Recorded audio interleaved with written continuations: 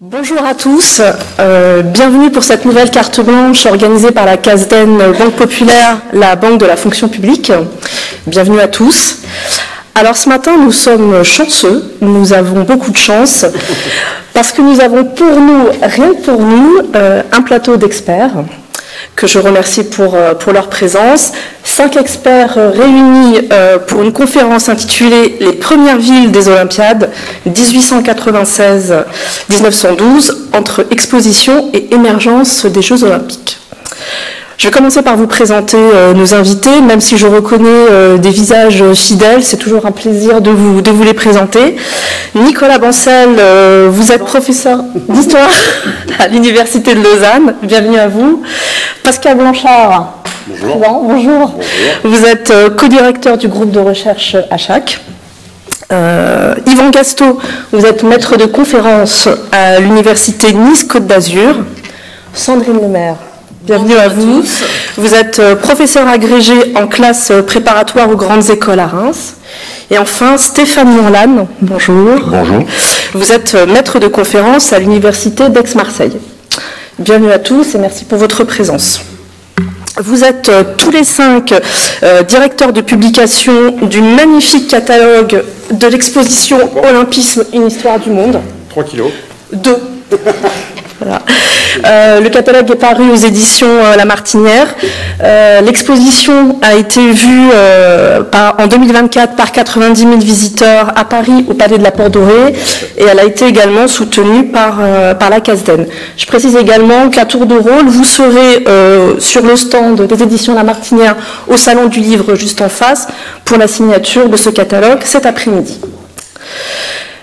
Par l'intitulé de la conférence, c'est un tour du monde à travers 5 villes olympiques qui vous est proposé: Athènes, Paris, Saint-Louis, Londres et Stockholm. La configuration de ces premiers Jeux olympiques, elle est particulière. Peu ou pas de public, peu ou pas de femmes qui participent aux épreuves. On est donc bien loin du modèle de l'événement monde tel que nous l'avons connu il y a encore quelques mois. Pour que ces premières Olympiades puissent exister, il a été parfois nécessaire d'insérer, voire de noyer les épreuves sportives dans des expositions internationales, comme on le verra à Paris pour l'édition de 1900 ou à Saint-Louis en 1904. Il faudra attendre l'édition de 1912 à Stockholm pour arriver à l'autonomisation de ces Jeux et à une première forme de maturité. C'est donc ce parcours, ces premiers pas des Jeux olympiques modernes qu'il vous est proposé aujourd'hui d'aborder ce matin avec nos 5 experts. Sans plus attendre, je vous propose de partir pour Athènes avec vous, Stéphane, en 1896. Alors c'est un peu une idée insolite quand même de faire revivre ces Jeux à Athènes et ça résonne un peu comme un symbole. Et on va voir que cette renaissance s'inscrit dans un contexte particulier pour la Grèce. Est-ce que vous pouvez revenir pour notre public sur ce contexte ?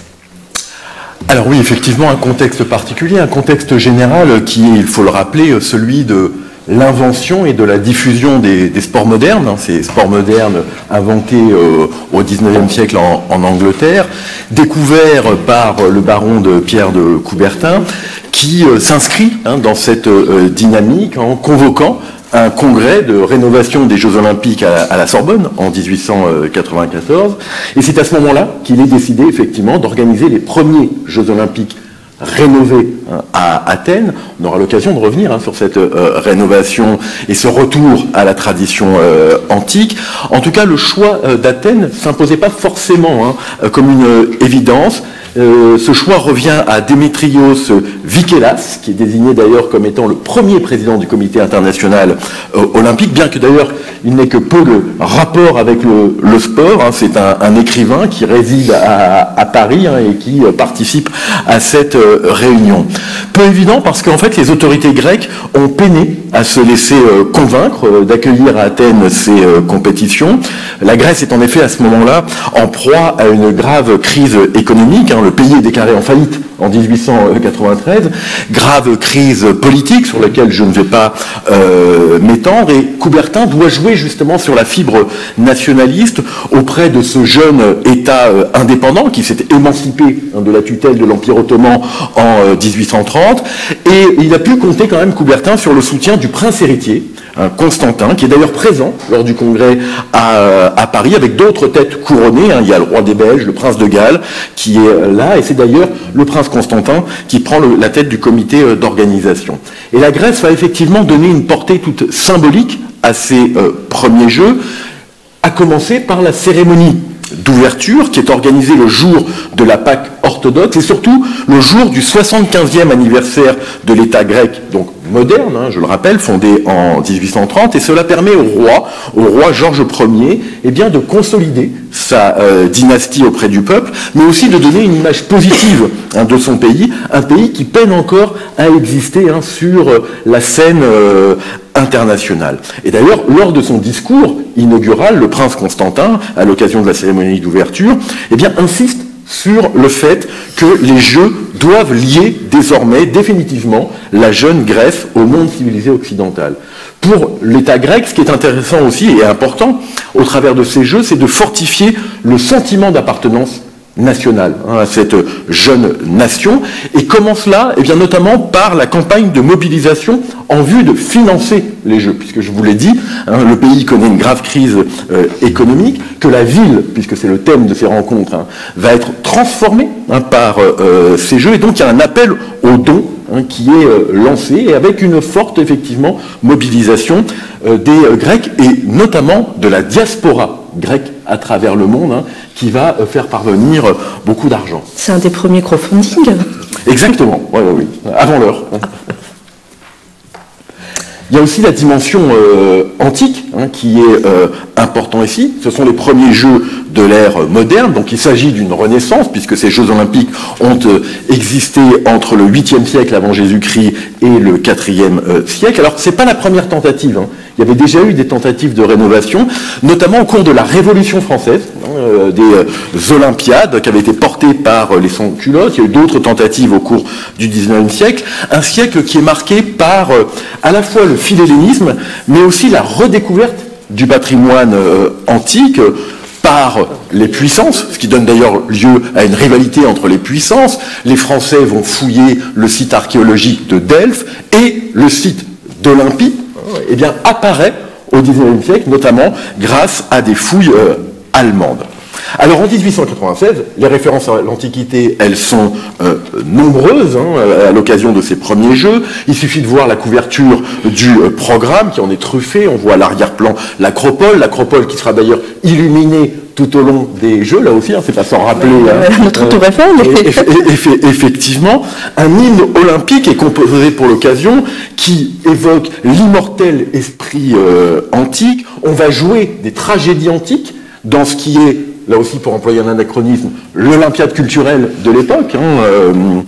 La médaille d'argent, il n'y a pas de médaille d'or à l'époque, la médaille d'argent qui est remise aux vainqueurs représente notamment le site d'Olympie, mais aussi la figure de Zeus, et puis le stade qui accueille la cérémonie d'ouverture, qui accueille les épreuves d'athlétisme, de gymnastique, de lutte et d'haltérophilie, c'est le stade panathénaïque qui a été inauguré en 330 avant Jésus-Christ, à l'occasion justement des grandes Panathénées, qui se tenaient d'ailleurs tous les 4 ans sur le modèle des Jeux Olympiques anciens. Et ce stade, il est rénové, d'ailleurs il est rénové grâce à un banquier, Georges Averoff, qui finance c'est la Casdem de l'époque, effectivement. Alors la rénovation, elle va pas tout à fait jusqu'au bout, notamment il y a seulement les 4 premiers rangs qui sont recouverts d'un beau marbre blanc. Les autres rangs, c'est un stade quand même qui accueille 70 000 spectateurs. Bien, on va les recouvrir de bois que l'on va peindre en blanc pour donner effectivement l'illusion d'un stade qui existe encore aujourd'hui, qui a servi d'ailleurs pour les Jeux d'Athènes en 2000, mais qui aujourd'hui n'a plus de vocation sportive, mais qui a une vocation de patrimoine évidemment antique et patrimoine désormais sportif. Donc vous avez parlé de rénovation et de ce fameux stade. Donc on va voir que pour 1896 et l'Olympiade d'Athènes, l'aménagement du site olympique, en tout cas un des principaux, va participer à la résurgence de l'idéal olympique. Est-ce que vous pouvez nous en dire quelques mots? Alors on retrouve effectivement au travers de tous ces symboles, ce qui permet aussi à l'État grec moderne d'affermir justement sa légitimité comme héritier justement de l'Antiquité. Donc les symboles sont effectivement nombreux, je l'ai dit, ils participent de la transformation de la ville. Vous êtes, j'imagine, nombreux à avoir déjà visité Athènes et son patrimoine archéologique. Eh bien, les Jeux Olympiques vont contribuer largement justement à la mise en valeur de ce patrimoine qui, jusqu'alors, en tout cas, on est dans une époque où celui-ci est en train justement de s'imposer. Donc effectivement, l'Antiquité, y compris la date de moins 776, donc date supposée de fondation des Jeux Olympiques, eh bien, est affichée partout dans la ville comme un symbole justement de la continuité entre ces Jeux anciens et les Jeux modernes rénovés. Merci Stéphane. Yvan Gaston, avec vous, on va s'attaquer à aborder l'Olympiade de Paris en 1900. La plus belle. C'est le Paris de la belle époque. C'est aussi, 1900, c'est aussi l'exposition universelle. Donc la foule se presse pour découvrir le Grand Palais, la Tour Eiffel, les chefs-d'œuvre de l'Art Nouveau. On va voir que l'exposition universelle, elle met en scène la maîtrise des constructeurs, des savants et des artistes du vieux continent européen. Et les Jeux Olympiques s'ouvrent un mois après. Est-ce que dans cette concomitance de ces deux événements, est-ce qu'on doit y voir une concurrence? Est-ce qu'on parle des Jeux dans l'exposition, des Jeux contre l'exposition? Est-ce que vous pouvez nous apporter votre éclairage? Oui, merci pour cette question, Yasmine. C'est un sujet qui met en évidence le fait que, vous l'avez dit, il n'y a pas vraiment de concurrence entre les Jeux Olympiques et l'exposition universelle, mais il y a plutôt une dépendance, dans la mesure où, par reconstruction tardive, on a considéré effectivement que les Jeux Olympiques de 1900 avaient une unité, ce qui n'était pas le cas. Et le ticket que Pierre de Coubertin a mis en place dans le moment où se met en discussion et en préparation l'exposition universelle de 1900, vous avez très bien dit, Yasmine, que c'était une exposition qui, depuis 1851, itinérait à travers le monde, et principalement l'Europe, avec deux villes principales qui étaient donc Londres et Paris, et que dans la foulée de 1889, Paris déjà, on a eu d'emblée l'idée de recommencer, comme si après les JO de 24, on voulait recommencer très vite de nouveaux JO, pourquoi pas. Et donc, les préparatifs commencent en 1892-94. Et la concomitance dont vous parlez, c'est que le CIO naît dans cette période-là. Et le choix d'Athènes, dont parlait Stéphane, conjugué au choix de Paris, c'est ce ticket-là que Pierre de Coubertin met en place. Pourquoi? Parce qu'Athènes, tu l'as dit, ce sont les origines, et le retour aux origines. Et Paris, eh bien, tout simplement, c'est que les Jeux Olympiques sont français, d'une certaine manière, enfin, sans faire de cocorico outrageant. Mais voilà, d'ailleurs en 2024, on a dit les Jeux reviennent aussi à Paris. Et en 1924, c'était aussi l'idée que les Jeux Olympiques retrouvent leur ville d'origine. Alors, si on considère que la ville d'origine, c'est Athènes, en fait, il faut aussi considérer que la ville d'origine, c'est Paris. Et donc, il y a un lien très fort entre Stéphane et moi, enfin, disons, entre les Jeux Olympiques On le savait. Les Jeux Olympiques de 96 et 1900. Les liens du Sud. Les liens du Sud, effectivement. Et puis aussi, le fait que, comme tu l'as dit, Athènes n'est pas un centre du monde en 1896, qui vaut d'ailleurs, on l'a vu, lors du défilé de la cérémonie d'ouverture, la Grèce est toujours au départ. Exactement. Donc c'est un salut à ce pays héritier de la grande civilisation grecque, on va dire. Et donc, finalement, c'est une sorte de préparation pour que Paris, en 1900, puisse accueillir les Jeux. Mais on pourrait considérer que c'est un moment de grâce, comme vous l'avez dit Yasmine, puisqu'en 1900, l'exposition universelle consacre la ville de Paris comme étant la ville-monde, comme étant la ville qui permet au monde de passer du 19e siècle au 20e siècle à l'aune de la modernité, à l'aune de tous les progrès qui peuvent s'offrir et qui sont totalement multiples. Paris est une fête. Et c'est intéressant de voir que, quelque part, les Jeux de 2024 s'inscrivent aussi dans cette dimension de mettre Paris en scène. Hein, bon, on va pas énumérer tout ce qui a été proposé à cette occasion, mais il y a cette dimension de modernité. Et l'intelligence de Pierre de Coubertin, rétrospectivement, c'était d'inscrire les Jeux Olympiques, et c'était une idée qu'il avait en tête hein, depuis 1894, d'inscrire ces Jeux Olympiques dans l'exposition universelle. C'est-à-dire qu'il n'y a pas 15 jours d'Olympiade, mais il y a pratiquement 5 mois d'Olympiade. C'est-à-dire que les Jeux sont dispersés, dilués, dans tout ce que peut proposer l'exposition universelle de Paris. Commençant, comme vous l'avez dit Yasmine, quelques semaines après l'inauguration du 14 avril sous la Tour Eiffel. Hein. Et donc, il y a une sorte de, comment dire, de pari qui s'est avéré réussi, pari périlleux, c'est que Pierre de Coubertin considérait, enfin avait peur, peut-être à juste titre, que ces Jeux, s'ils étaient organisés de manière autonome, n'auraient pas de succès. Et ils ont été, on va dire, chaperonnés, chapeautés par l'exposition universelle, ce qui a permis à certaines disciplines d'être présentées, un, comme des éléments de modernité, c'est-à-dire le sport et la pratique sportive comme un message de modernité, et deux, que finalement le sport et la pratique sportive s'incluent dans le spectacle de l'exposition de 1900. Et c'est ce pari réussi qui traduit aussi une incertitude et peut-être même une inquiétude du baron et de ses collègues aristocrates de mettre en place un modèle qui n'était pas acquis en termes de popularité. Vous avez parlé de dépendance, vous venez d'évoquer les doutes, plus que les doutes, hein, du baron Pierre de Coubertin. Finalement, est-ce qu'on peut dire que c'est l'exposition universelle qui a sauvé les Jeux de Paris en 1900 ? On peut le penser, hein. On peut penser que les Jeux Olympiques ont été alors sauvés, ont été en tout cas, valorisés, on va dire. Hein. Valorisés, on a pu avoir la possibilité d'envisager la suite, hein, une suite qui restera aussi tout autant incertaine, mais voilà, l'exposition universelle a été l'occasion de rendre le sport plus visible, plus spectaculaire, et surtout, c'est ça qui est intéressant, c'est une réflexion que je me suis faite en préparant cette table ronde, hein, quand on regarde les Jeux de Paris 2024, on se rend compte qu'il y a beaucoup de liens, beaucoup plus qu'en 1924, avec les Jeux de 1900. Pourquoi? Parce que Paris est mis en scène.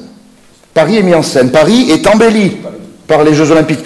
Je vous pose la question, est-ce qu'il y a une infrastructure qui est construite, une infrastructure sportive qui est construite pendant les Jeux Olympiques? Il y en a une, mais qui est très périphérique, c'est le stade de Vincennes, qu'on appelle aujourd'hui la Cipale, qui pendant longtemps était un vélodrome qui a eu son heure de gloire, mais qui s'est vite éteint, on pourrait dire, et puis on l'a réhabilité au titre du patrimoine, qu'on appelle aujourd'hui, on disait ça le vélodrome municipal, et puis par aphérèse, on a dit Cipale, et à part ce lieu, hein, donc le vélodrome du Bois de Vincennes, eh bien, comme on l'a vu pour le beach volley devant la Tour Eiffel, ou compétition d'escrime au Grand Palais, ou la nage dans la Seine, hein, eh bien, on a un spectacle qui s'inscrit dans le Paris, transformé par l'exposition universelle, qui profite au sport. Donc oui, l'exposition universelle a donné au sport, je ne dirais pas ses lettres de noblesse, mais a permis au sport d'exister dans le tournant du siècle. Et déjà un petit volet héritage quand même, hein. Le stade de Vincennes. Et il y a un volet héritage, effectivement, c'est-à-dire que, alors oui, quand on parle d'héritage, quel est l'héritage de l'exposition universelle de 1900, et à l'intérieur de cet héritage, quel est l'héritage de Paris? Alors oui, la Cipale, par exemple, et puis peut-être la Seine nagée, la Seine dans laquelle on nage, hein, puisqu'on a retrouvé la Seine. Alors bon, beaucoup de débats là-dessus, hein. Je ne sais pas si Pascal Blanchard se baigne dans la Seine aujourd'hui, mais voilà. Pas encore. Avec Hidalgo. Voilà, donc oui, il y a quelques héritages et sans doute une manière de mettre en scène la ville beaucoup plus importante que, puisqu'on parle de la ville, hein, que Paris 1924. Quand même, je rappelle une chose, hein, c'est que le choix de Paris 1924, c'est un choix de mettre en périphérie le stade, puisque Colombes, c'est pas du tout au centre-ville. On va choisir de placer le sport et l'activité sportive à l'extérieur, tout simplement parce que à cette époque-là, on va construire des quartiers dans les villes qu'on va appeler la cité des sports. Et finalement, on exclut le sport à partir du moment où il se développe dans la pratique des centres-villes et on les place en périphérie. Et Colombes, c'est un peu ça, parce que pendant 50 ans, Colombes, c'est le temple du sport français et ce n'est pas au centre de Paris. C'est normal, c'est ma ville, Colombes. Une autre centralité. Exactement. Nicolas Bancel, avec vous, on va traverser l'Atlantique et on va se retrouver en 1904 à Saint-Louis, dans l'État du Missouri, aux États-Unis.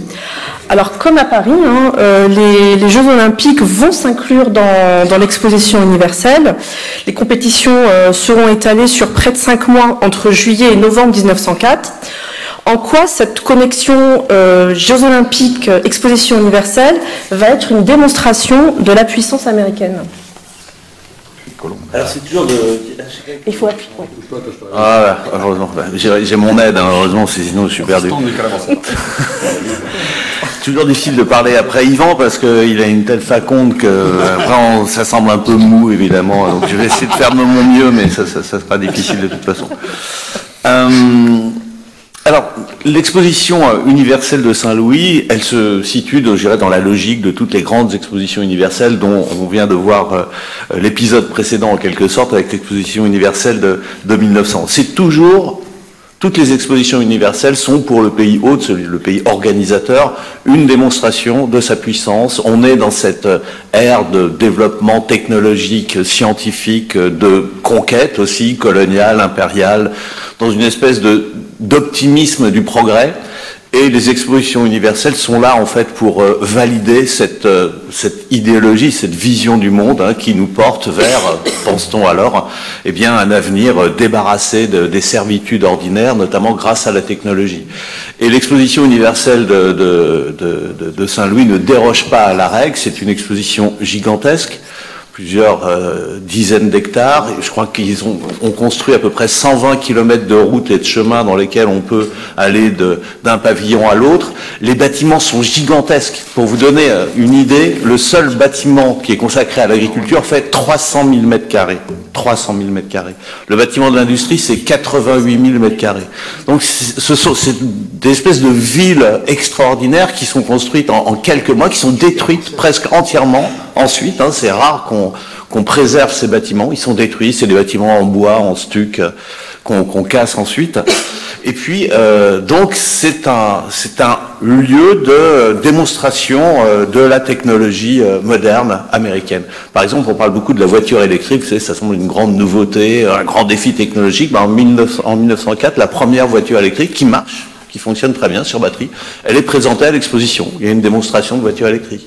C'est l'époque où on présente aussi les rayons X. Il y a même une démonstration, on peut se faire passer un rayon X et avoir la photographie en quelque sorte de son squelette.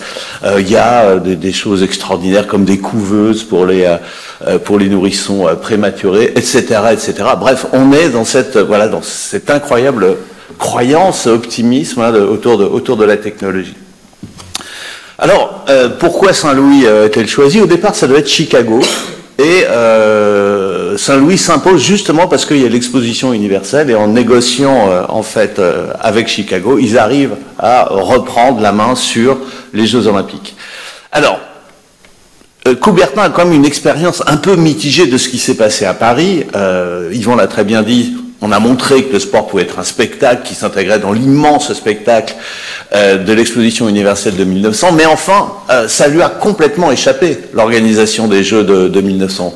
Pourquoi? Parce qu'en fait, c'est Alfred Picard, qui est un républicain, qui croit, lui, je dirais, aux vertus hygiénistes, militaires et nationales du sport, qui a repris la main, et qui va en fait organiser quelque chose qui ressemble de très très très loin au JO au premier JO de 1896, puisque on a, je sais plus combien d'épreuves, et Yvan nous le redira, mais on a plus de 100 épreuves avec, je crois, 12 000 participants, et seulement quelques épreuves seront sélectionnées à la fin, bien après les Jeux Olympiques de 1900, comme des épreuves olympiques. Dans les Jeux de 1900, vous avez des épreuves de pêche à la ligne. La pêche à la ligne n'a pas été sélectionnée par la suite comme une épreuve olympique. Donc Coubertin est un peu réticent par rapport à cette expérience qui va se renouveler en fait, et les Jeux Olympiques de 1904 vont lui échapper aussi. Et c'est en fait les organisateurs de l'exposition bien, qui vont organiser, pareil, je crois qu'il y a 120 épreuves, il y a 9000 participants, donc on est sur des standards qui ne sont pas du tout les standards des JO qui vont suivre lorsqu'ils seront indépendants, avant la Première Guerre mondiale. Pascal va en parler. Ah oui, il va pas en parler, bon, d'accord. Bon.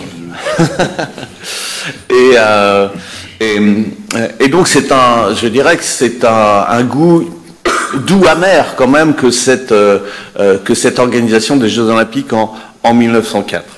Alors, peut-être ce qu'on peut dire, malgré tout, c'est que ça répond aussi à un espoir de l'olympisme, et notamment de Coubertin. C'est pour ça qu'au départ, il a accepté que ça aille aux États-Unis. Il espérait que ce soit Chicago et que ce soit seulement les Jeux Olympiques. Bon, ça n'a pas fonctionné.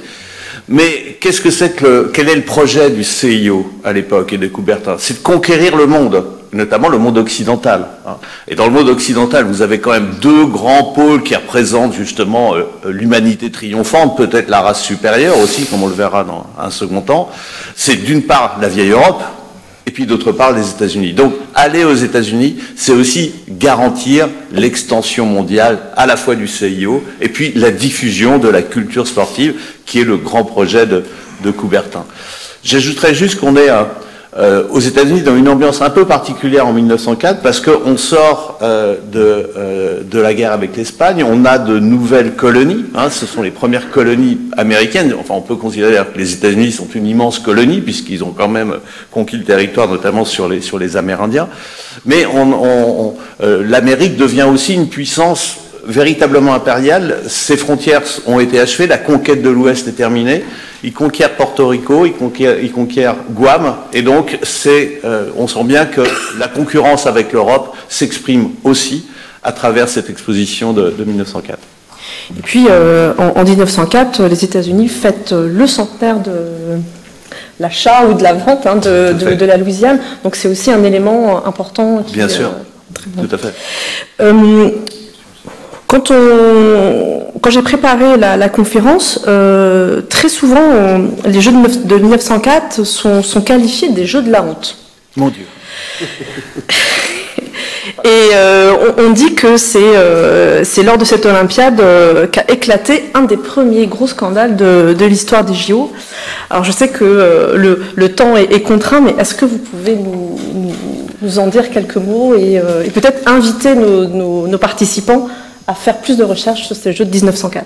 Alors, en fait, pourquoi on a appelé ça les Jeux de la honte? Alors, à la base, à l'époque, c'est pas du tout un scandale.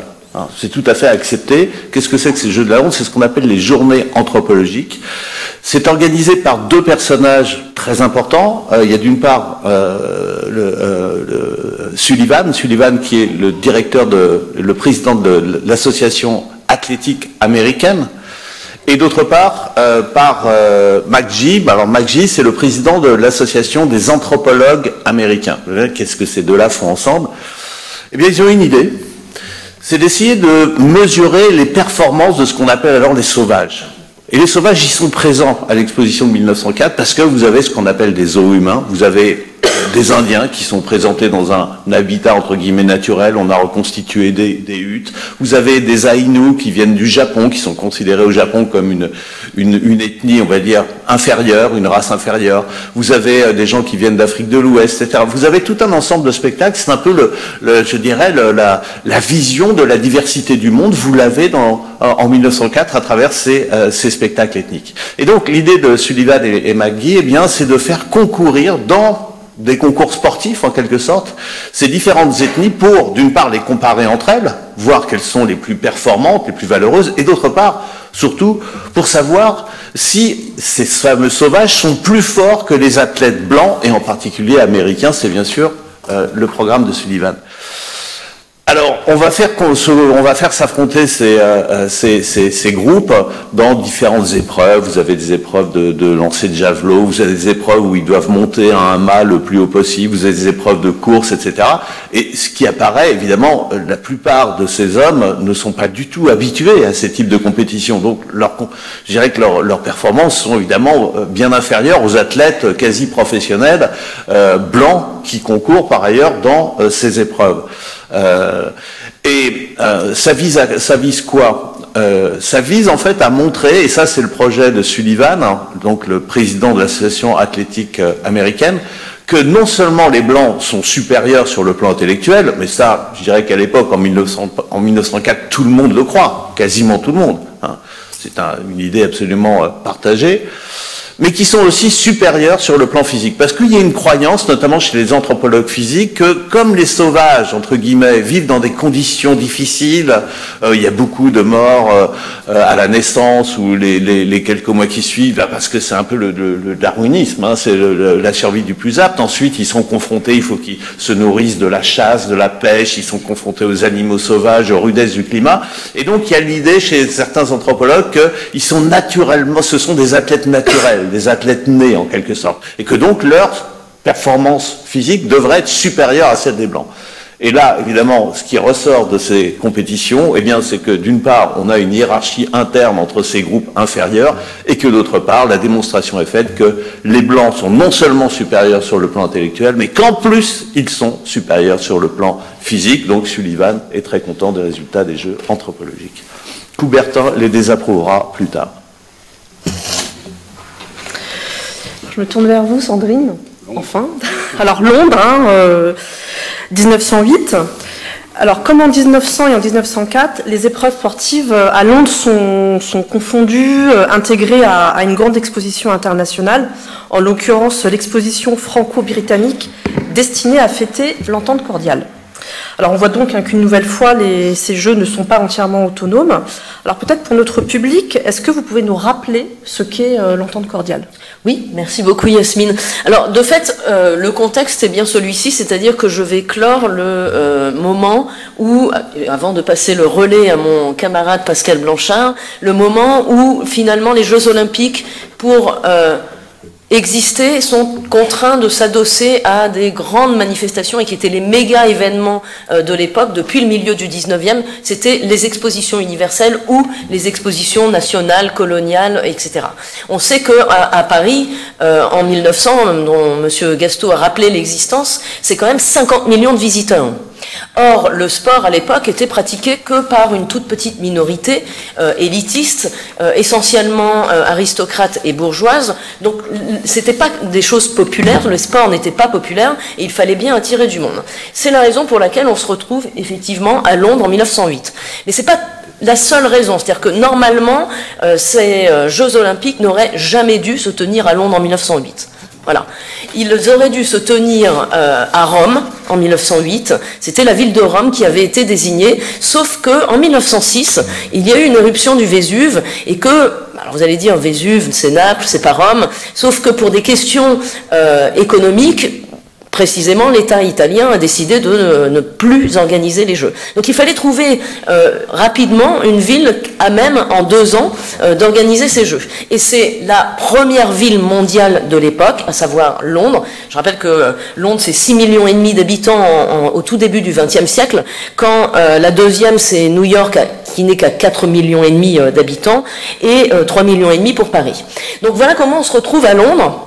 Et dans le cadre donc d'une exposition qui, celle-ci, n'est pas une exposition universelle, c'est celle qu'on appelle la Franco-British Exhibition, donc l'exposition franco-britannique, qui de fait doit célébrer l'entente cordiale, à savoir une série d'accords bilatéraux qui ont été signés en 1904. Alors, ces accords bilatéraux, c'est assez intéressant de rappeler rapidement, hein, rassurez-vous, les éléments de ces accords. Ils avaient une connotation, et c'est là aussi où c'est essentiel, hein, une connotation très coloniale. Je rappelle aussi que le contexte, hein, c'est le conflit entre les 2 grands empires coloniaux de l'époque, à savoir d'un côté la Grande-Bretagne, qui est le premier empire colonial au monde, et la France. Et donc c'est une façon de régler ces problématiques coloniales afin de lutter avec notre ancien meilleur ennemi, les Anglais, afin de lutter contre notre nouvelle meilleure ennemie, à savoir l'Allemagne. Et donc de créer une alliance avec la Grande-Bretagne. Et donc dans ces accords bilatéraux, on résout un premier problème ancien de pêche. Je sais que à cette table il y a des spécialistes de la pêche aux Jeux Olympiques, donc on en parle. Donc les anciens droits de pêche à Terre-Neuve, un problème de légitimité entre l'Angleterre et la France. Donc l'idée, on est exactement comme au Congrès de Vienne en 1815, on se partage les territoires, on se partage donc l'Afrique, donc on laisse toute légitimité légitimité à l'Angleterre en Égypte quand on laisse en mesure de compensation la France au Maroc, et un troisième qui règle un problème colonial en Asie où on détermine des zones d'influence respectives, notamment au Siam, et en échange on reconnaît également la présence française à Madagascar. Donc voilà ce que sont les accords de l'entente cordiale, puisqu'on parle effectivement de l'entente cordiale au singulier, en réalité c'est une série d'accords. Merci Sandrine. Donc vous avez insisté sur la puissance de l'empire colonial britannique. On va voir également que cette incarnation de la puissance conquérante de la Grande-Bretagne, on va aussi la retrouver sur le terrain du sport. Oui, alors avant de le retrouver sur le terrain du sport, on le retrouve sur le terrain de cette exposition. Donc moi aussi, je vais vous emmener, comme Monsieur Gasto et comme Monsieur Bancel, dans un immense voyage, une foire, littéralement, où vous pouvez retrouver les éléments de prospérité économique, puisque c'est bien là l'enjeu de ces expositions, c'est de montrer que quand on est le pays d'accueil, on est les plus forts. On est effectivement, en termes de prospérité économique, les meilleurs à l'échelle mondiale, et en termes de progrès, on est à la pointe de ce progrès. Et en même temps, on montre la distance qui existe entre ce progrès qui est très européen et occidental, où on intègre effectivement les États-Unis, et les colonisés. Voilà l'enjeu de ces expositions. Et donc, quand on arrive dans cette exposition de Londres, donc on est dans un quartier à l'ouest de Londres qui s'appelle le Shepherd's Bush, qui devient ensuite, donc il change assez rapidement de dénomination, le White City. C'est très important parce que je vais voir si vous suivez ce que je dis tout à l'heure pour le nom du stade. Donc le White City, pourquoi? Parce que c'est tous les pavillons de cette exposition, donc la Franco-British, qui est une exposition coloniale qui se déguise, ils sont peints en blanc. Et donc on se trouve dans ce quartier de l'Ouest, et que fait la Grande-Bretagne? Comme dans toute exposition coloniale et dans toute exposition universelle, on cherche à montrer sa grandeur. Donc on trouve un pavillon de la Nouvelle-Zélande, là aussi c'est très important par rapport aux liens sportifs, pour y montrer les ressources du pays. On y trouve un pavillon de l'Australie, qui laisse une impression féerique de terre où l'or et les diamants ruissellent donc sur ces territoires. Un palais des Indes, bien évidemment, ou encore une reconstitution du vieux Londres en diaporama. Et puis les attractions les plus populaires, parce que c'est intéressant de considérer que si les Jeux Olympiques s'adossent à ces expositions, c'est bien parce que les Jeux Olympiques, et vous le découvrirez, alors je dépasse un peu le cadre chronologique, mais jusqu'en 1920, c'est excusez-moi le terme, mais un bide populaire. Il y a très peu de public dans ces Jeux Olympiques. C'est vraiment ces expositions qui attirent. Et qu'est-ce qui attire donc à Londres? Eh bien, ce sont les villages coloniaux. Alors on a un village, par exemple, colonial de Ceylan, et puis on a ces fameux villages qui sont placés côte à côte. Alors, les Français placent leur village colonial, donc de sauvage, entre guillemets, qui est un village sénégalais, et puis les Anglais placent leur sauvage à eux en face, c'est le village irlandais. Donc voilà comment on est effectivement dans la monstration entre d'un côté le progrès et de l'autre effectivement la sauvagerie. Et donc on a un esprit de foire, on a là aussi spéciale dédicace à Monsieur Gasto qui est un spécialiste du tir. Donc un tir dans la jungle où les cibles sont des tigres découpés, des tigres en fer découpés. Vous avez une arène indienne où vous trouvez cette fois-ci de vrais éléphants, de vrais tigres, de vrais musiciens et de vrais derviches. Et finalement, cette exposition, avec donc les Jeux Olympiques, n'attire que, donc on considère qu'il y a eu 8 millions de gens aux Jeux Olympiques de 1908, on sait que c'est plutôt dans le cadre de l'exposition, et ces Jeux Olympiques, je sais que vous allez me dire, mais vous n'êtes pas encore arrivé sur le sport, ils ont lieu du 27 avril, donc on réduit un peu le terrain, du 27 avril au 31 octobre, soit presque 6 mois, et ils sont prévus pour se dérouler en 4 phases. Donc, 4 phases avec d'abord les Jeux de printemps, qui commencent avant l'exposition, où on a les sports de raquettes qui ouvrent les Jeux, mais la cérémonie d'ouverture n'interviendra qu'ensuite, les Jeux d'été, les Jeux nautiques et les Jeux d'hiver. Et le fameux, c'est là où je vais voir si vous avez suivi, il y a eu un stade qui a été construit spécifiquement pour les Jeux olympiques. C'est la première infrastructure spécifique qui a été créée pour les Jeux olympiques. Et ce stade a un nom, c'est le White City Stadium, donc le stade de la Cité Blanche, qui rassemble alors 68 000 places. Mais également, il y avait le concept de place debout à cette époque-là, donc un petit peu plus, on a à peu près 18 000 places debout, et qui a une piscine à l'intérieur, puisque comme le disait M. Gastaud, auparavant, on nageait en eau libre, donc dans la Seine, dans la Tamise, et donc pour le coup, on ne nage pas dans la Tamise, on crée une piscine à l'intérieur du stade, avec donc une piste cendrée. On voit qu'au Jeux de Paris, on est ressorti de la piscine pour certaines événements sportifs. Voilà. Merci Sandrine. Alors Pascal, c'est pas beau ce qu'elle a fait. Avec vous, on monte un peu plus, on est à Stockholm en 1912. Tout à fait.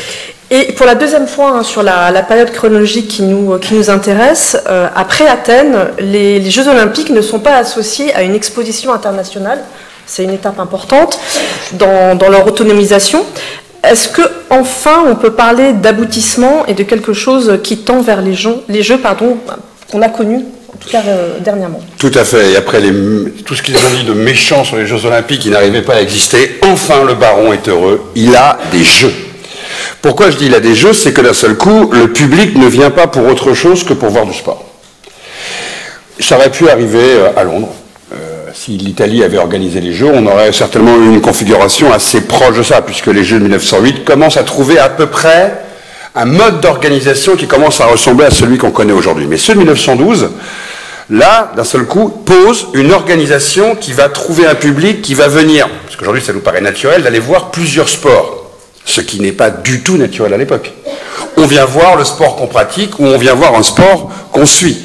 Aller voir une compétition où plusieurs sports sont présentés, dans un moment donné, sur une période assez courte, c'est une nouveauté culturelle. Ce n'est pas une pratique habituelle.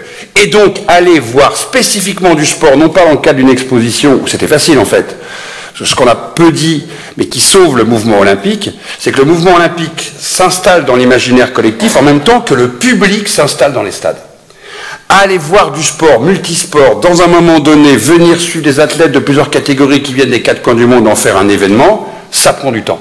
Et en fait, ce qu'on vient de découvrir, c'est que le mouvement olympique a du mal, au départ, à être dans cette adéquation d'avoir et des moyens, et du public, et une manifestation, et une organisation. On peut dire qu'en 1912, tout ça est mis en place en Suède, à Stockholm.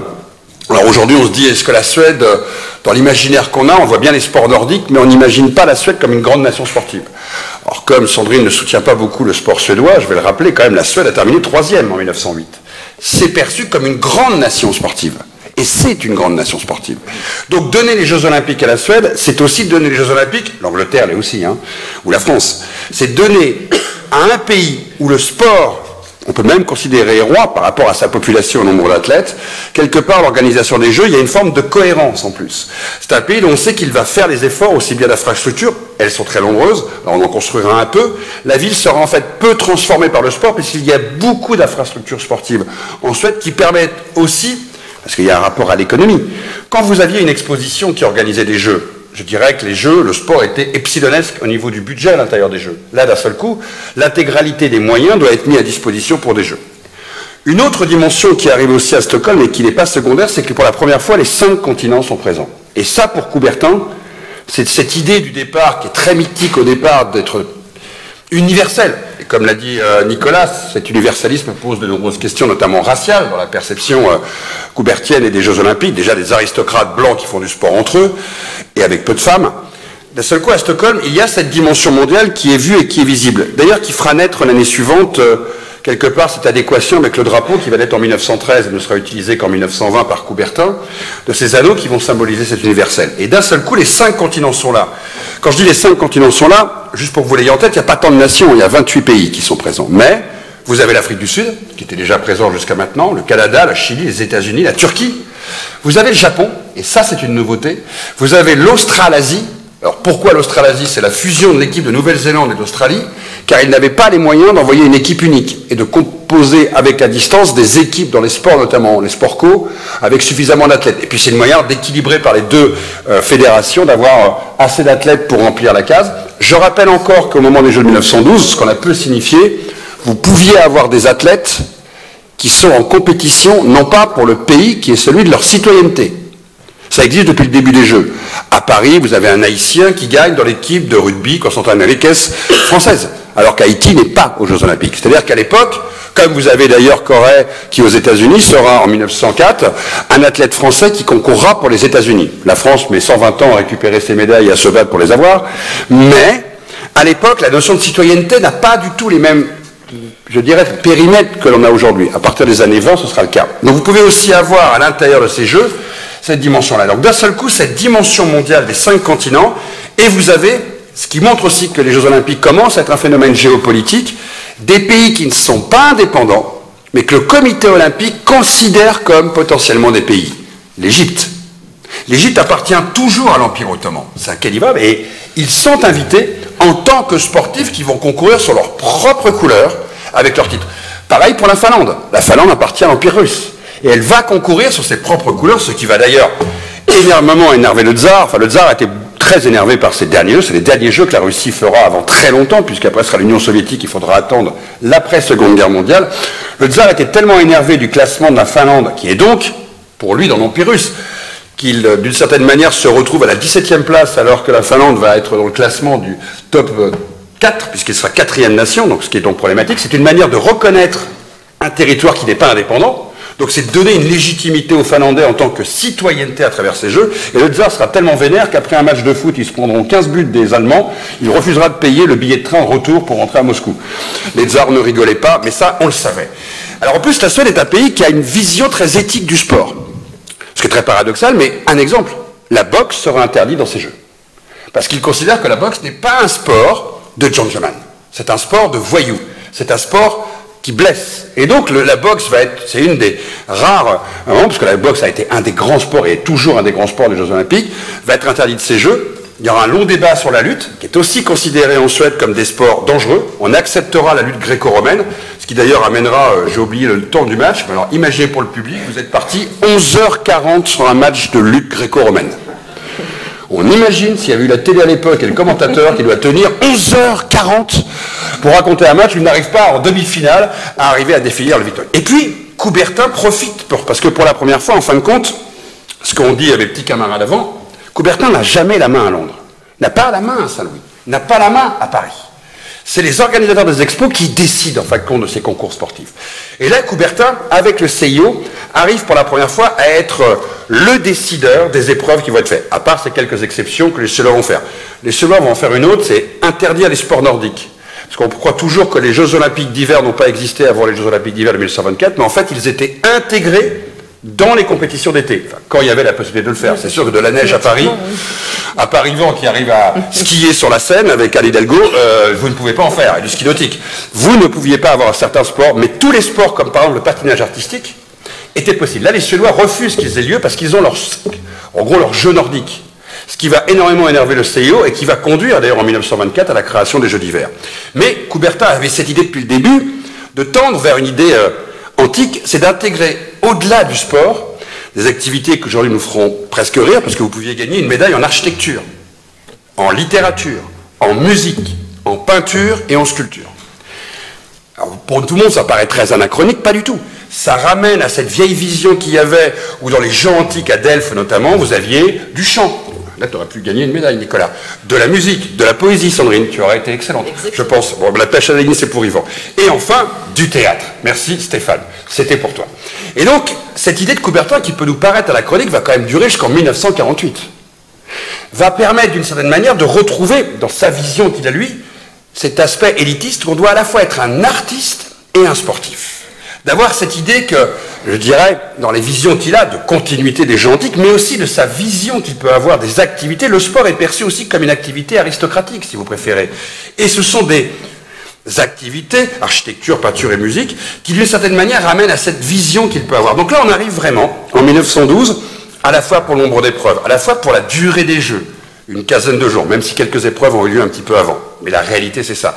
À travers les continents. Sur la présence des femmes, Coubertin arrivera à peu près à maîtriser le système, puisqu'on n'aura même pas 2%, 1,99% de femmes, ce qui déjà pour Coubertin est de trop. Et d'ailleurs, il le critiquera lui-même en disant qu'il faut trouver une solution.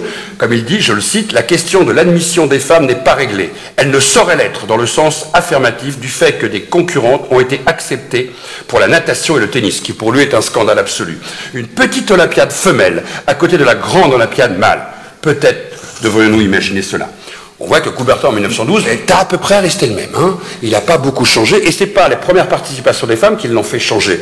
D'une certaine manière, il fabrique, avant cette Première Guerre mondiale, qui est quand même dans l'air, le rapport que la Russie peut avoir avec la Finlande, la compétition entre la France et l'Allemagne. En fait, les Français se foutent d'être dans le classement du trio. La seule chose qui compte pour les Français en 1912, c'est d'être devant l'Allemagne. Les Français ne seront pas brillants dessus, ils n'auront pas un palmarès extraordinaire, mais ils battent l'Allemagne. Et c'est déjà là où on voit que le contexte aussi du lutte des nations, et ça c'est peut-être une des grandes nouveautés de 1912, et j'insisterai sur ce point-là avant de laisser la parole à mes petits camarades, on est passé en 1912 de sportives et sportifs qui viennent défendre leurs couleurs, qui avant d'être les porteurs de drapeaux de leur pays, sont d'abord des gagnants pour leur pays, mais individuels. 1912, le classement des nations est un signifiant, notamment dans les médias, dans la presse, beaucoup plus important que pour les Jeux précédents. C'est-à-dire que se classer devant une autre, c'est tenir un message au monde. Les États-Unis, qui vont gagner de très très peu, d'ailleurs, et c'est la faute des Suédois, si les Suédois avaient accepté les Jeux nordiques, ils seraient devant, les Américains les battent aux médailles d'or, pas au nombre de médailles.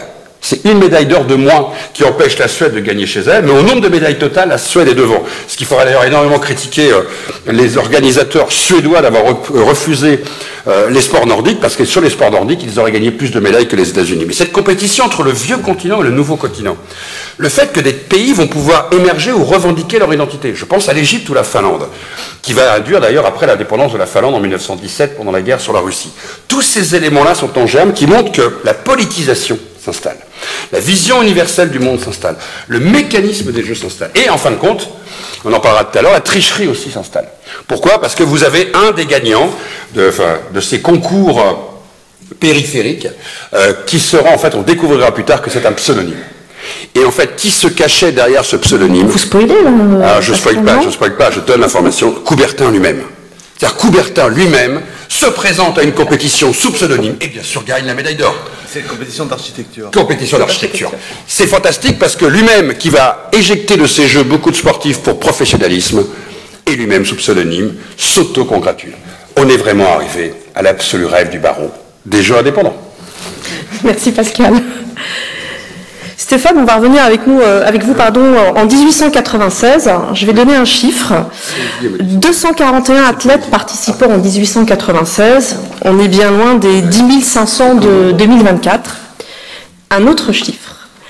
0 femme sur le terrain. Sérieux, 0 femme. Alors, les femmes, elles sont donc exclues de la dimension universaliste du projet olympique, chose qui a été largement portée par Pierre de Coubertin. Oui, alors en effet, pour commencer, effectivement, si on compare ces Jeux de 1896 à ceux de Paris, au-delà du nombre d'athlètes, il y a aussi un écart très grand avec le nombre de pays participants, puisque il y a 206 pays qui ont participé aux Jeux olympiques et paralympiques de Paris 2024, il n'y en a que 14 à Athènes en 1896, et parmi ces athlètes, ces 241 athlètes, hommes, je vais y revenir, uniquement des hommes, il y a une majorité de Grecs, ils sont 170, il y a 21 Allemands, 14 Américains, 12 Français, dont 3 qui résident en Grèce. D'ailleurs, même chose pour les Britanniques, je crois qu'il y a une dizaine de Britanniques, il y en a 4 aussi qui résident en Grèce. Alors cette faible, effectivement, représentation étrangère, elle s'explique, on l'a dit depuis tout à l'heure, la faible notoriété. On n'en est pas encore aux méga événements que sont devenus les Jeux Olympiques, peu médiatisés, en tout cas avant le déroulement des Jeux. Puis évidemment, il y a le problème, Yvan l'a dit tout à l'heure, des conditions de transport. Il n'est pas aisé de rallier la Grèce, et le périple peut être long. À noter aussi, et Pascal faisait référence à cette dimension effectivement d'équipe nationale, qu'à Athènes, en 1896, seuls les Hongrois se déplacent en délégation nationale, et les autres en fait viennent soit à titre individuel ou alors en club. Ce sont des clubs qui se déplacent.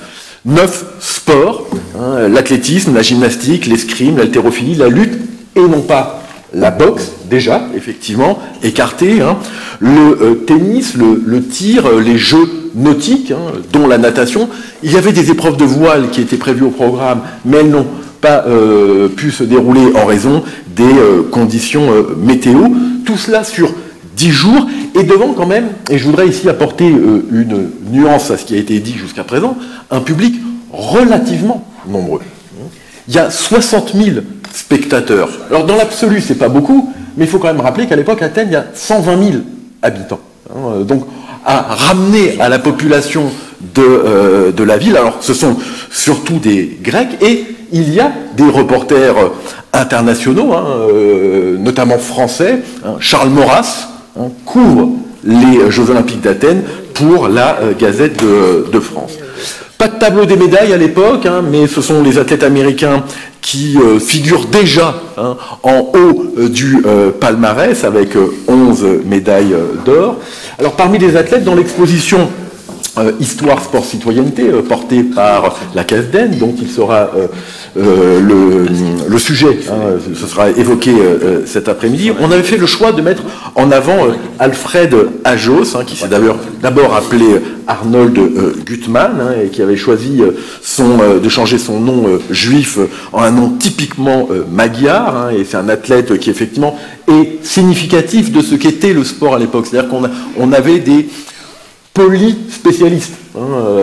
Lui s'est illustré à Athènes en natation, mais il était aussi athlète, footballeur. Le vrai héros, c'est Spyridon Louis, pour les contemporains. Spyridon Louis, ce jeune berger grec qui remporte l'épreuve de marathon. D'ailleurs, on ne l'a pas dit tout à l'heure, par rapport au symbole grec, évidemment, cette épreuve, elle est tout à fait significative de l'héritage antique, puisqu'elle rend hommage, elle commémore la légende du messager grec Philippédès, qui aurait parcouru la distance de marathon à Athènes pour annoncer la victoire des Grecs contre les Perses. Mais pas de femmes, effectivement. Pas de femmes, bien que celles-ci aient été concernées à l'époque par ce que l'on appelait l'éducation physique, qui se développait en cette fin du 19e, dans des conditions toutefois que l'on considérait comme adaptées à leur morphologie et surtout à leur fonction sociale première, c'est-à-dire d'être des épouses et des mères. Il s'agissait à l'époque de ne pas nuire à leur féminité.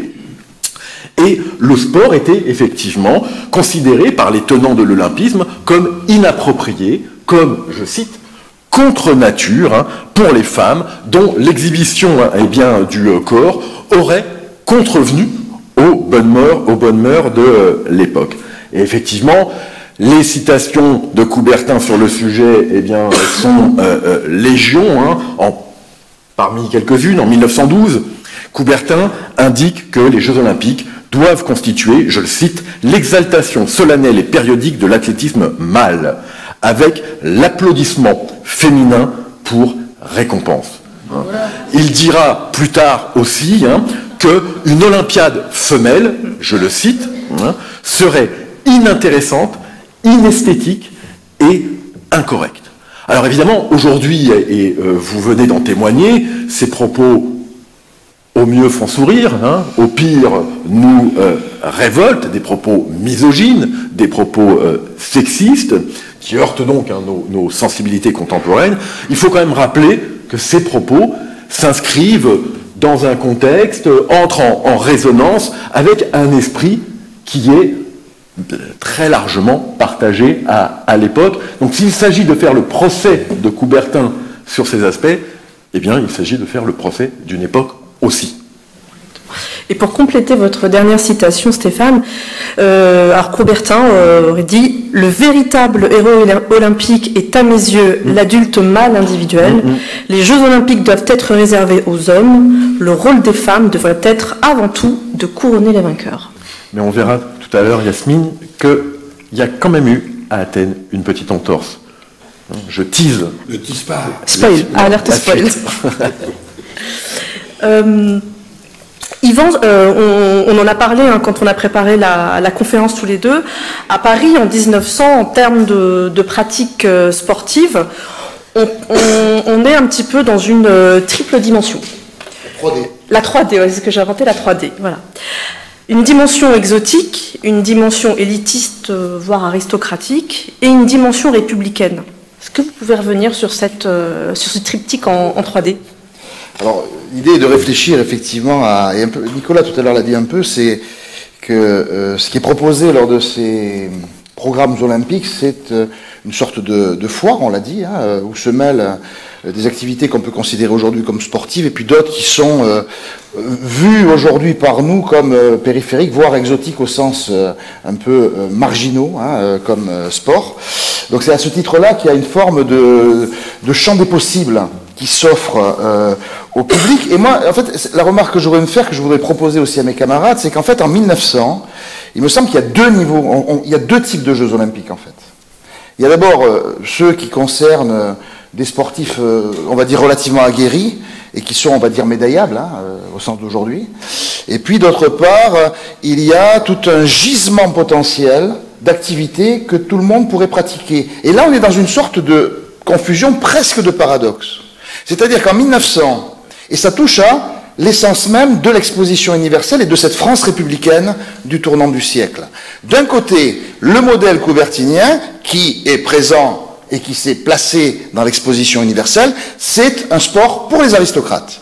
Et les aristocrates sont globalement, j'exagère un peu, mais les médaillables potentiels, le millier de participants médaillables, on va dire, hein, qui, quelque part, répondent à ce modèle d'un sport aristocrate, avec une veine, hein, d'un entre-soi, qui vient s'inviter à un événement qui est un événement républicain. Et il me semble qu'il y a un deuxième lot d'Olympiens, si on peut dire, c'est ces 50 000 participants, c'est-à-dire vous et moi. Il y a des participants aux Jeux. Aujourd'hui, vous savez qu'il y a des minima olympiques pour... Si l'un ou l'autre d'entre nous voudrait, ou d'entre vous voudrait participer aux Jeux, c'est plus possible. Mais c'était possible en 1900. Hein, on a, je crois que le nombre de personnes inscrites dans les compétitions, ça dépasse les 50 000. Donc il y a un deuxième niveau. C'est que ces sports élitistes s'ouvrent à la pratique de tous. Ce qui est une sorte de paradoxe qui me semble à pointer du doigt, parce que derrière, il y aurait peut-être cette idée que le sport n'est pas simplement aristocratique, mais qu'il est aussi, d'une certaine manière, marqué par une volonté républicaine d'un point de départ d'un éventuel sport pour tous. Vous voyez ? Et là, il me semble qu'il y a ces deux éléments qui sont présents, en même temps que la confusion existe entre des sports. D'ailleurs, si vous regardez le programme, l'affiche officielle du programme des Jeux Olympiques, c'est une affiche qui distingue. Alors, les sports collectifs n'ont quasiment aucune importance. Enfin, ils existent, mais ils sont vus comme des jeux. Et donc, il y a un distinguo qui est très clairement énoncé entre des jeux anciens et des jeux et des sports anciens, enfin des jeux et des sports, on va dire établis plutôt qu'anciens, et puis des jeux et des sports qui ont cet exotisme qu'on retrouvera à Saint-Louis, hein, et vous l'avez évoqué, hein, mais bon oui, en 1900, on a poussé le bouchon, hein, puisqu'il y a d'ailleurs il y a les jeux de boules, hein, qui sont prévus. Calme-toi. Oui, là ça m'excite un peu les jeux de boules. Pas faire de jeux de mots, hein, mais bon, mais il y a le sauvetage, hein, il y a la course de tonneau, il y a ce qu'on appelle la lutte à la corde, et pas le tir à la corde. La lutte à la corde, c'est de lutter au moyen d'une corde. Hein, il y a le tir au canon, et il y a tout un ensemble de sports qui aujourd'hui on se plaît d'examiner comme étant une sorte de saveur, hein, qui s'inscrit dans la programmation de l'exposition universelle et qui plaît, bien sûr. Et évidemment, il y a... on le verra, hein, des sports qui se mêlent, hein, à la dimension technique et technologique. Hein. Je parle à Philippe Tétard qui est là, notre collègue. Hein. Il me semble que le motonautisme, les courses de canot sont présentes en 1900, hein, je pense sous son contrôle. Voilà, donc il y a cette double dimension, me semble-t-il, hein, d'une approche très élitiste et aussi d'une approche plutôt finalement républicaine, parce que bon, 1900 c'est le banquet des mers, c'est la République qui est valorisée, qui triomphe, etc. Donc le sport se dédouble en fait. Et, oui, pardon. Vous avez parlé du sport pour tous, mais je crois qu'on pourrait peut-être parler... Je pour tous, là. Exactement, avec un petit point au milieu pour l'écriture inclusive. Est-ce que vous pouvez très rapidement peut-être nous donner quelques mots, quelques informations sur ces premières Olympiades? Oui, alors voilà, autant il n'y a pas, ou en tout cas l'esprit n'est pas en 1896 à Athènes, on est à zéro. Alors, évidemment, les chiffres sont parfois un peu trompeurs parce que il faut nuancer en fait. Les femmes ne sont pas interdites aux Jeux Olympiques de 1900, elles sont empêchées dans certaines disciplines. Et il y en a une qui pose problème, c'est l'athlétisme, et qui va poser problème bien longtemps après. Mais à Paris en 1900, dans le contexte de l'exposition universelle, les femmes ont leur place dans certaines disciplines qui sont considérées comme des disciplines, disons, de loisirs, on va dire. Le sport a différentes sources, militaires, divertissement, et dans la dimension divertissement, les femmes ont leur place, notamment... alors il y a une affiche trompeuse qu'on a présentée, l'escrime, où on voit une femme pratiquant l'escrime. En fait, il n'y a pas de femme qui pratique l'escrime, enfin qui pratique l'escrime, autorisée à pratiquer l'escrime au jeu. De même d'ailleurs que l'escrime est une compétition rémunérée, alors que l'amateur... Oui, donc il y a quand même... On ne peut pas complètement considérer les choses de manière stricte. Et donc, concernant les femmes, alors on met en avant la première femme médaillée, qui est donc celle qui s'appelle Chetty. Chetty, c'est Charlotte Cooper. Et Charlotte Cooper, elle fait partie de l'aristocratie britannique. Elle est membre d'un club qui est le Healing Lawn Tennis and Archery Club. Avec l'accent. Ouais, je pratique l'anglais depuis longtemps, et donc effectivement, c'est loin, on est loin de la CIPAL de Vincennes, T'es prêt pour Los Angeles, quoi. Je suis prêt pour Los Angeles, bien sûr, je me prépare. Et effectivement, Chetty, elle a remporté la médaille d'or en simple dame. Donc les femmes sont présentes au tennis en simple et en double dame, et aussi en double mixte. Donc le tennis est un sport pratiqué par les femmes et que l'on autorise la pratique féminine. De même que le golf aussi. Donc voilà, il y a un faible nombre de femmes, mais il n'y a pas 0 femme. Je l'ai noté à 18h. Nicolas, on en parlait ce matin quand on s'est vus. On avait évoqué tous les deux le marathon de Saint-Louis en 1904. C'est un truc incroyable, improbable. Je vous laisse en faire découvrir à notre public.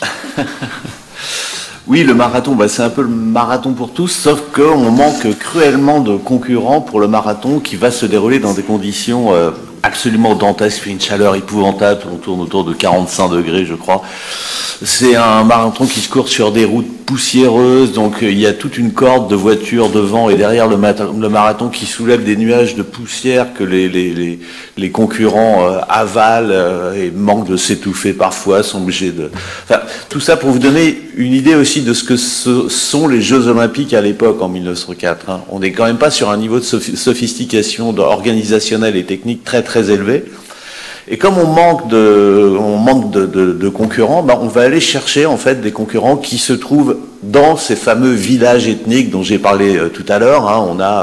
On a ramené des Igorot, on a ramené il y a des Cheyennes aussi qui sont dans un autre village. Je l'ai dit, on a des Aïnous. Enfin, on a toute une palette possible de gens qu'on peut aller on peut aller saisir pour courir le marathon. Et finalement, on va sélectionner 2 personnes. Ce sont les 2 premiers Noirs africains, à notre connaissance, qui ont concouru dans une épreuve olympique, et celle du marathon en particulier. Et donc ces 2 personnes qui participaient à un spectacle sur la guerre des bourses, qui s'est achevé quelque temps plus tôt. Alors ils sont pieds nus, on les équipe absolument pas, ils sont en short, on a des photos d'eux, c'est assez étonnant, et ils vont courir, participer, en faisant d'ailleurs une performance assez honorable, puisqu'ils vont terminer, si je me souviens bien, 9e et 12e du marathon. Alors ce marathon, qui est un petit peu au débeauté, si je puis dire, qu'est-ce qui nous apprend d'autre ? C'est un peu dingue parce que il y a un premier vainqueur, c'est un Anglais, je me souviens plus de son nom, je suis désolé, je vous le retrouverai.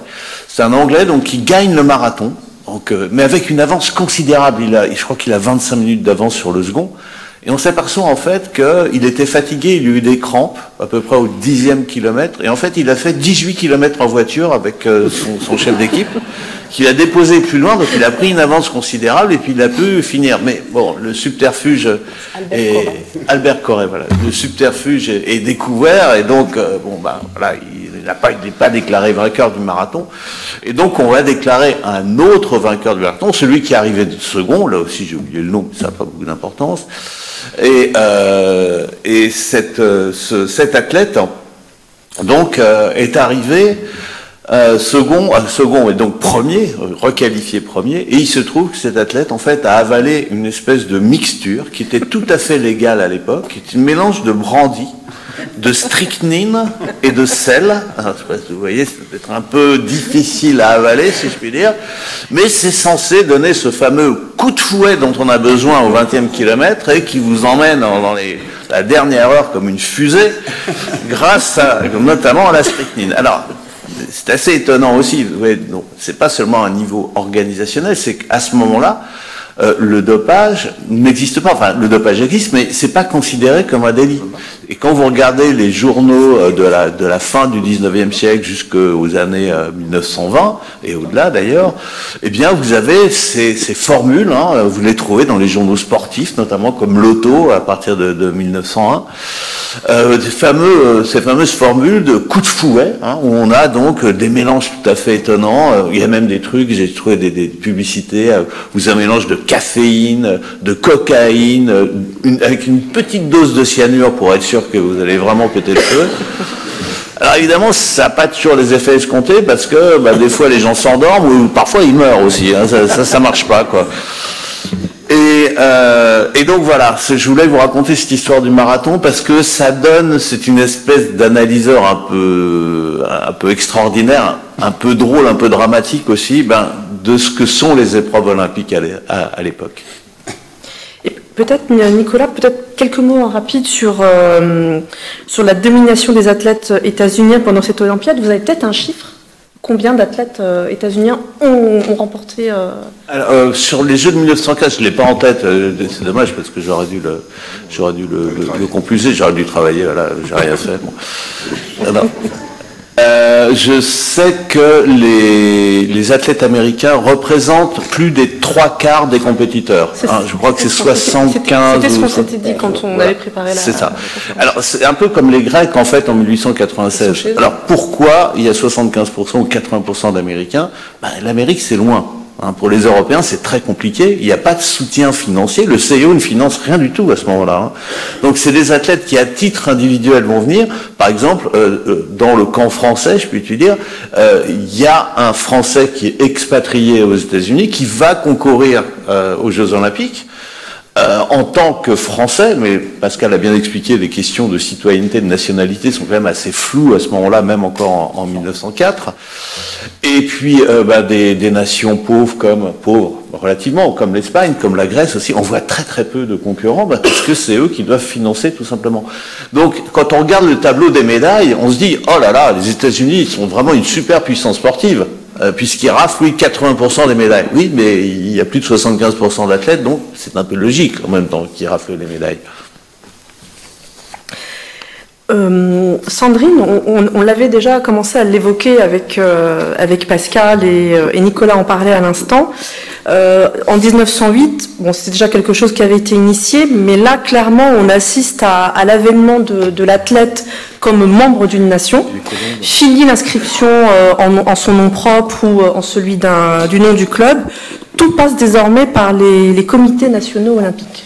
Oui, effectivement, on l'a vu, on l'a rappelé longuement que, outre ces débuts difficiles dans le théâtre, au sens de scène, qui oblige les Jeux Olympiques à occuper la scène des expositions, et parfois même pour 1900 à ne pas avoir la dénomination Jeux Olympiques. Vous ne trouverez aucune affiche Jeux Olympiques estampillée Jeux Olympiques, puisque à la demande d'Alfred Picard, ce sont simplement des compétitions de sport, c'est la dénomination. Donc, outre ces difficultés de théâtre et outre celle de l'organisation sportive en tant que telle, comme vient de le rappeler Monsieur Bancel, on a du coup la nécessité pour ces Jeux et donc pour les organisateurs des Jeux de finalement tenter de codifier, d'essayer de s'autonomiser en codifiant un certain nombre de choses.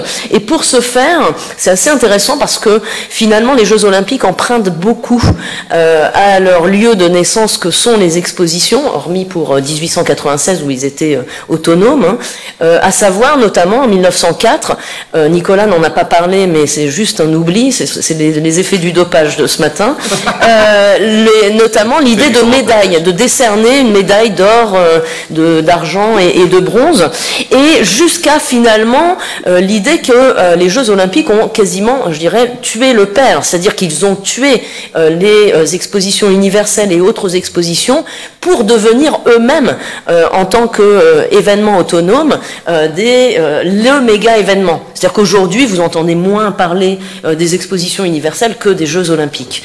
Et donc, pour ce qui concerne les épreuves, effectivement, il y a deux innovations à Londres. La première, c'est, je vais faire un petit relais avec mon camarade Nicolas, c'est la distance du marathon.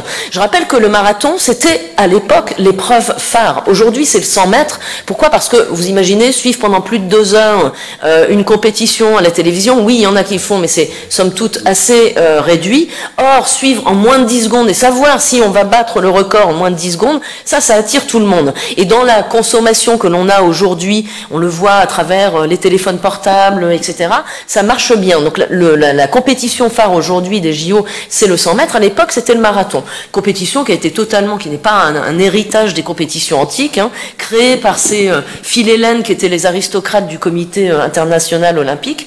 Et donc, que se passe-t-il à Londres quant à ce marathon? Eh bien, on détermine sa distance actuelle, on l'a codifiée, des 42 km 195. Alors, 42 km 195, vous allez dire, bon, pourquoi les 195? Il y a plusieurs hypothèses, comme par exemple l'idée de, effectivement, avoir à traduire en kilomètres les miles, mais c'est surtout, ce qui reste dans l'idée, c'est qu'il a fallu faire passer ces marathoniens devant la loge de la tribune royale olympique, et du coup, il a fallu augmenter un tout petit peu la distance. Donc voilà pour le premier élément. Et puis pour revenir à votre question, Yasmine, c'est effectivement également deuxième innovation, 1908, la première fois qu'il y a un défilé à la cérémonie d'ouverture avec les athlètes derrière leur drapeau. Et donc là, on commence à avoir la première identification à son drapeau, à sa nation, et on sait qu'on est dans une montée très forte des nationalismes. D'ailleurs, pour ceux qui voudraient aller plus loin, je vous recommande d'aller chercher et courir chercher votre cadeau de Noël qui s'appelle Olympisme, une histoire du monde.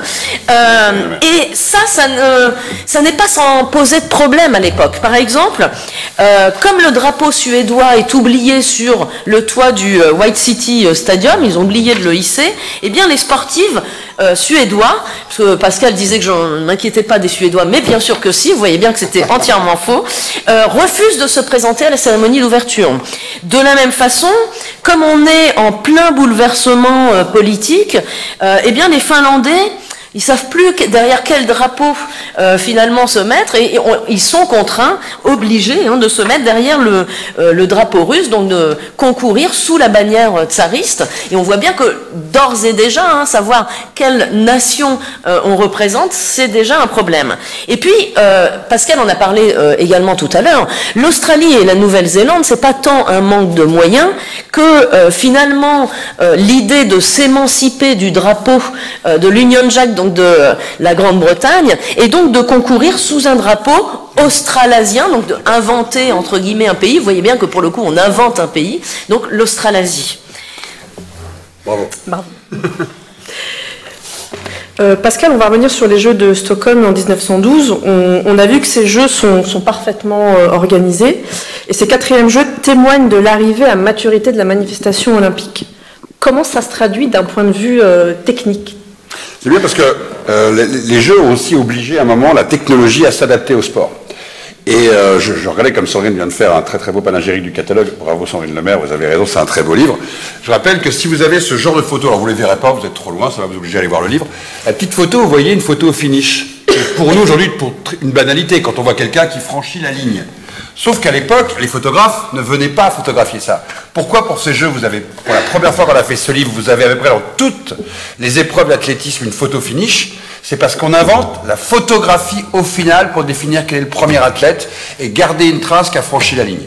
C'est né à ce moment-là, comme est né C'est pas encore le chronométrage tel qu'on le connaît, mais c'est le premier chronométrage électrique qui était suffisamment défaillant pour que tout le monde porte plainte contre le chronomètre après une épreuve, parce que les gens le découvrent, mais qui va être quelque part une des grandes révolutions. Mais surtout, ce qu'on oublie de dire, c'est que le sport à ce moment-là, avant même que la télé soit existée, avant même que les reporters de radio soient présents aux ces grandes épreuves, on va inventer quelque chose qui va être une révolution, parce que ce qui va révolutionner le sport, au-delà de tout ce qu'on vient de vous raconter, c'est les médias. C'est la capacité de millions de personnes sur la Terre d'écouter, de suivre, et puis après de voir une épreuve. On le sait. C'est ce qui fait la force du sport olympique et des Jeux olympiques, et qui va faire d'ailleurs sa fortune, puisque c'est parce qu'on va inventer les droits de télé, la retransmission, le suivi, qu'au-delà des stades, les gens pourront le vivre. Et là, pour la première fois en 1912, vous avez des commentateurs avec la capacité dans le stade d'entendre pour la première fois des commentateurs commenter une course. Et ça, c'est nouveau. On n'est plus simplement dans l'action sportive. On est aussi dans la chronique, en live, dans le stade, qui raconte le sport. Alors bien sûr, c'est pas encore la modernité de ce qu'on peut entendre aujourd'hui pour un 100 mètres, c'est pas ce que vous pouvez entendre quand on est vraiment dans les balbutiements. Mais ça veut dire que alors ça vient du monde de la boxe, où la boxe privée, dans les combats privés, avait déjà inventé les commentateurs qui commentaient les matchs de boxe. C'est pas une nouveauté sportive, mais c'est une nouveauté d'avoir de l'athlétisme commenté, d'avoir des matchs de sport co commentés, avec de la vie. Et donc vous ne vivez pas pareil l'événement quand vous êtes par exemple néophyte dans un sport, quand vous le suivez avec ces événements. Alors comme je sais que ton temps est extrêmement concentré, et que bien sûr ils ont laissé les Jeux de 1912 en bout de ligne, parce qu'ils ne sont pas respectueux des grands Jeux de Pierre de Coubertin, mais je viens à dire que ces Jeux rentrent, tu l'as dit, dans une forme de modernité. Sandrine l'a dit un peu avant aussi, avec maintenant les cérémonies, avec les défilés, les drapeaux, tout ça rentre dans les mœurs, et en fait, en 1912, tu as à peu près tous les agrégats qui sont prêts pour faire rentrer les Jeux dans ce monde moderne, qui n'auront pas lieu à Berlin, puisque les Jeux de Berlin seront annulés à cause de la guerre, mais qui en 1920 s'installeront totalement dans les habitudes du public et des nations. Avant de passer aux conclusions, Pascal, je voulais quand même vous demander en 1 minute, Allez-y, madame. quelques mots, 1 minute, quelques mots sur Jim Thorpe. Ah, Jim Thorpe, oui. Je vous promets, je fais 30 secondes. J'ai le chrono. Jim Thorpe, il est génial pour 3 histoires. D'abord, il est issu de parents européo-amérindiens. Son père comme sa mère. Et donc, pour la nation indienne à l'époque, le fait qu'il participe au jeu, c'est fondamental, surtout que je vous rappelle qu'ils n'ont pas encore la citoyenneté américaine. Donc on pouvait, comme d'ailleurs pour les populations issues des empires coloniaux, participer pour son pays sans avoir la citoyenneté du pays. Deuxièmement, c'est la plus grande star sportive de l'avant-Première Guerre mondiale. Il est bon dans tous les sports. C'est-à-dire, c'est comme ça qu'on voyait d'ailleurs les sportifs à l'époque. C'est-à-dire que c'était pas être juste bon dans un sport, c'est ce qui va arriver plus tard. C'est d'être capable au décathlon, au pentathlon, au saut en longueur, au saut en hauteur, en course. Il est bon en tout. C'est un joueur de baseball, c'est une star aux États-Unis. Et donc, d'une certaine manière, toutes ces images, il est déjà dans les petites vignettes. Pour ceux ici qui sont un peu vieux, qui ont fait les albums Panini, il était dans les premiers Panini américains, hein, comme moi, avec les jeux de dans le football, on gardait nos sportifs. Et il va être disqualifié de ces jeux, parce qu'il n'a même pas fait attention. En gros, il arrive à l'athlétisme parce que son entraîneur lui dit « inscris-toi pour les Jeux Olympiques ». Lui, c'est un professionnel en baseball. Il s'entraîne quelques temps sur 2-3 sports. Et bien, il fait un carton plein, il est qualifié. Mais, sous son nom propre, il a été payé en jouant au baseball. Et un journaliste va enquêter sur lui en début 1913, va amener la preuve qu'il a donc gagné sa vie avec le sport, ce qui est incompatible avec l'amateurisme. Et il va être disqualifié. Et dans la même épreuve que la sienne, ce qui est paradoxal, il y a Buttigieg, qui sera le futur président du CIO et qui s'opposera toujours, tant qu'il sera à la tête du CIO, à ce que Thorpe soit réhabilité. Il le sera au final, et je termine par là. Petit à petit, il va récupérer d'abord l'égalité du titre de la médaille d'or, et enfin, on lui donnera en 2022 seulement, définitivement le titre ultime, comme le seul gagnant du pentathlon et du décathlon en 1912. J'ai mis 3 minutes 30, donc j'ai menti. Le chronométrage média. J'ai menti, Sandrine, j'assume.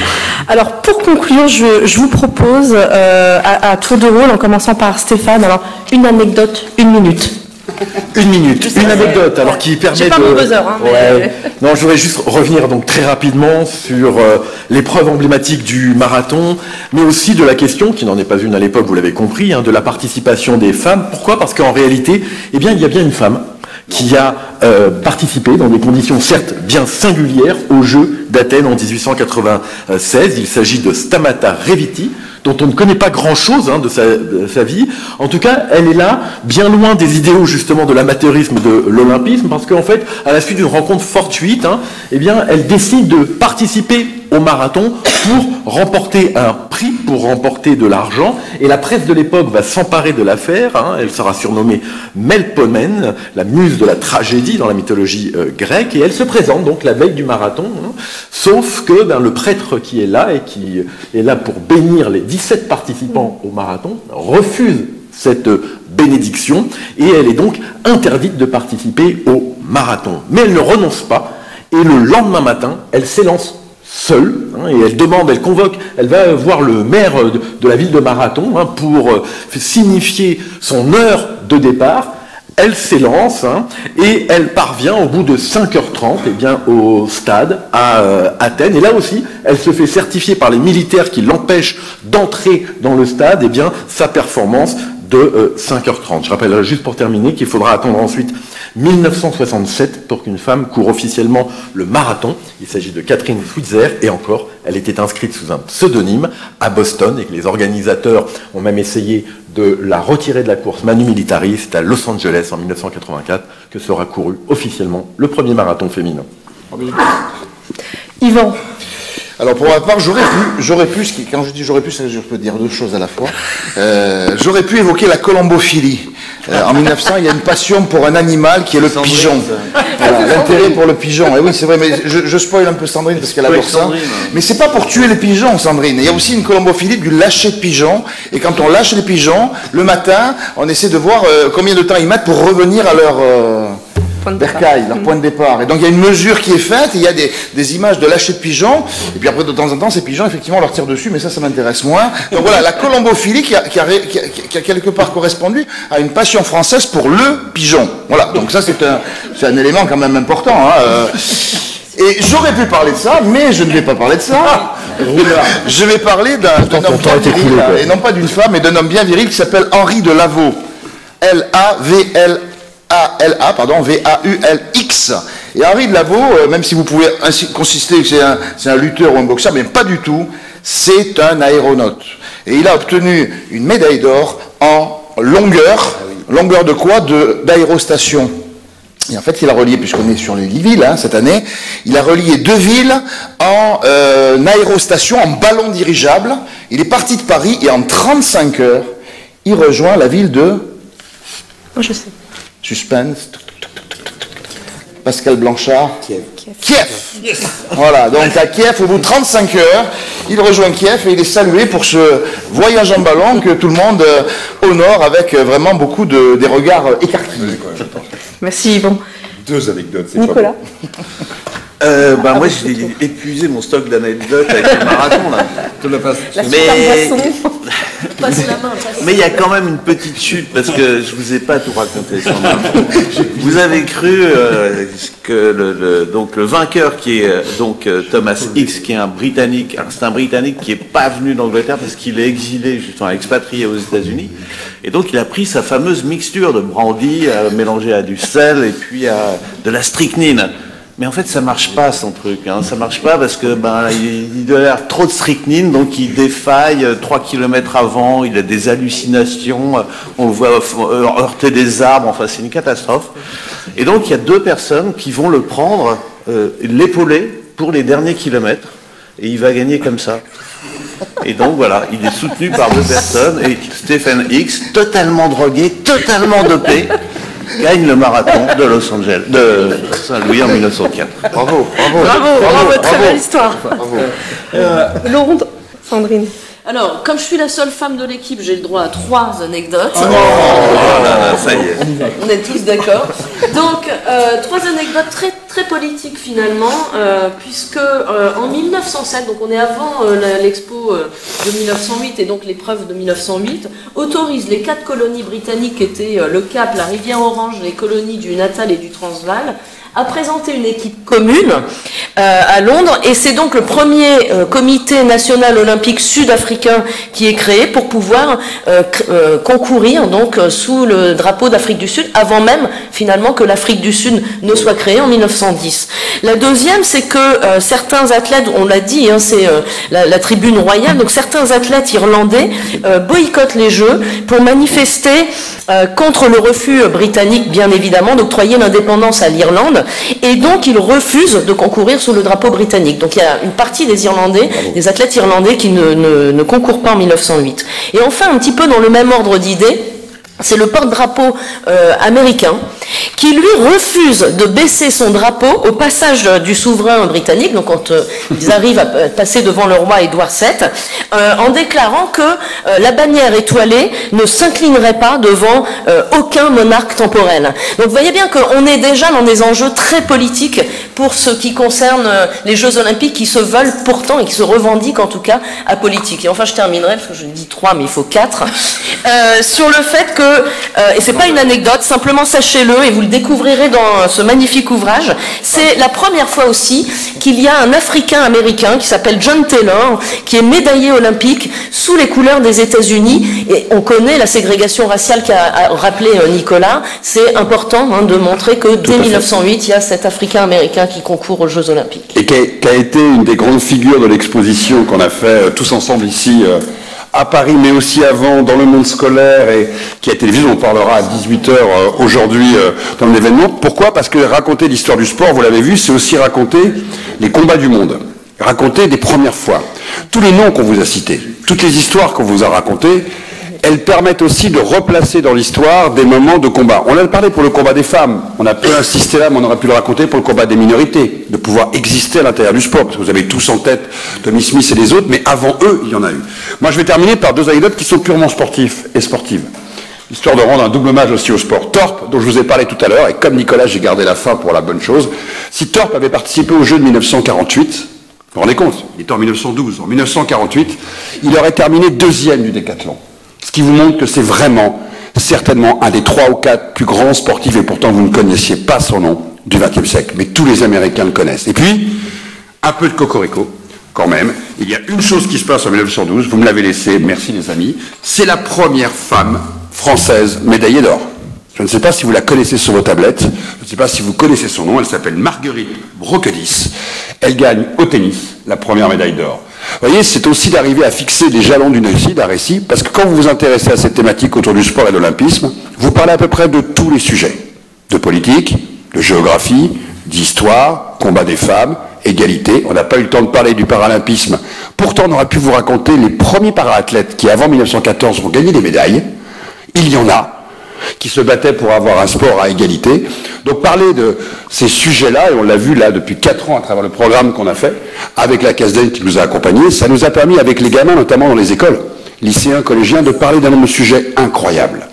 Incroyables parce qu'ils ont à la fois pour beaucoup la passion du sport, et en même temps, ça permet avec les enseignants de parler de la passion de l'histoire, et des récits, et de la citoyenneté. Je me rappellerai avec Patrick, il l'a vu dans plein de classes, et ici tout le monde l'a vécu, quand vous devez expliquer à une salle de collégiens ce qu'est l'éthique ou le fair play, alors pour l'éthique, vous y arrivez à un moment, mais alors pour fair play, ils trouvent que c'est complètement débile. Rendre une médaille quand vous l'avez gagnée, mais monsieur, c'est quoi ce truc, le fair play? Et empêche, c'est génial de pouvoir en parler, et on parle pourtant, on a le sentiment de parler que de sport, mais en fin de compte, on vous avait vu, on a parlé d'un tas de sujets en passant par le sport. Merci de votre écoute, merci de ton animation, c'était super. Merci à tous les 5, le timing a été respecté, merci à tous. Et à 18h ce soir, 18h. match retour.